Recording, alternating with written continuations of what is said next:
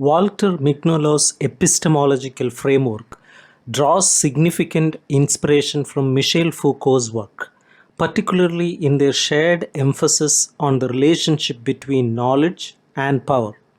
Despite this influence, Foucault's contributions have often been overlooked in Anglo-American epistemology, as they are frequently regarded as belonging more to critical sociology than normative epistemology. However, Foucault himself argued against reducing knowledge to power entirely, emphasizing a dyadic relationship where power and knowledge are intertwined but not synonymous.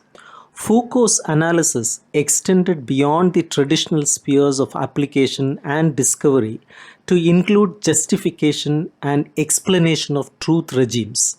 He provided criteria for evaluating hegemonic and set knowledges, suggesting that the latter, which emerge from local contexts, are less likely to impose hierarchical structures of credibility. Similarly, Mignolo explores the relationship between knowledge and power within the context of European colonialism, highlighting the damaging epistemic effects of colonialism and the resistance it engenders.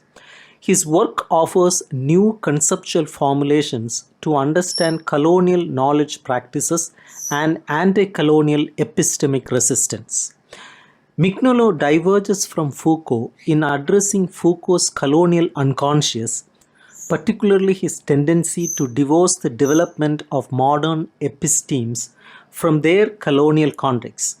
While Foucault acknowledged the role of race in governmental processes, he did not fully integrate it into his analysis of knowledge. Mignolo's critical engagement with Foucault's concept of subjugated knowledges involves adapting and critiquing it within the colonial context. He emphasizes the need for epistemology to incorporate a geopolitical analysis of knowledge and advocates for broader thinking which challenges Eurocentric perspectives. Latin American philosophers like Leopoldo Zia, Enrique Dussel, and Mignolo have highlighted the hierarchical nature of epistemic judgment under colonial systems. Zia encapsulates this by stating that the identity, rationality, and humanity of the peoples of the New World were judged by their conquerors. Amar Indian peoples were denied the opportunity to present their own epistemic credentials or judge European ones. These philosophers argue that extra epistemic ethnic or racial identity often determine epistemic justification or the status of beliefs. They suggest that conquerors operating within a context of conquest develop epistemologies of ignorance that obscure social realities. This implies that structural bound conditions play a significant role in shaping epistemic practices.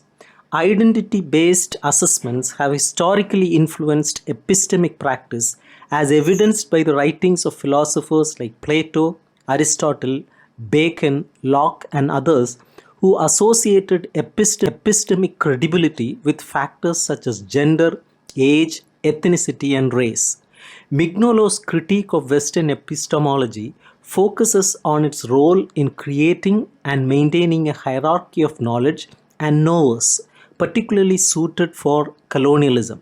He aims to topple this cultural hierarchy through his concept of subaltern reason, which seeks to reconceptualize divisions based on cognitive capacity. Mignolo, drawing from scholars like Quijano and Dussel, argues that modernity emerged from colonialism and the coloniality of power organized the distribution of epistemic resources in a Eurocentric hegemony. He proposes transmodernity as an alternative to the Eurocentric timeline of modernity, emphasizing a planetary perspective that involves all parts of the globe.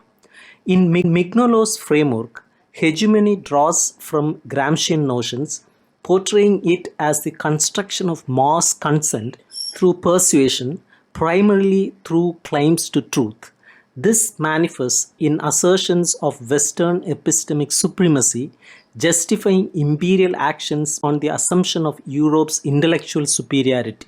For instance, Arthur Schlesinger asserts that Europe's invention of the scientific method gives it unique credibility and authority. This hegemonic narrative not only leads to widespread acceptance of imperial wars, but also produces symptomatic effects in colonized societies. It fosters a sense of alienation from one's own temporal reality, as observed by Samuel Ramos and Octavia Paz in their descriptions of Mexicans' detachment from their present.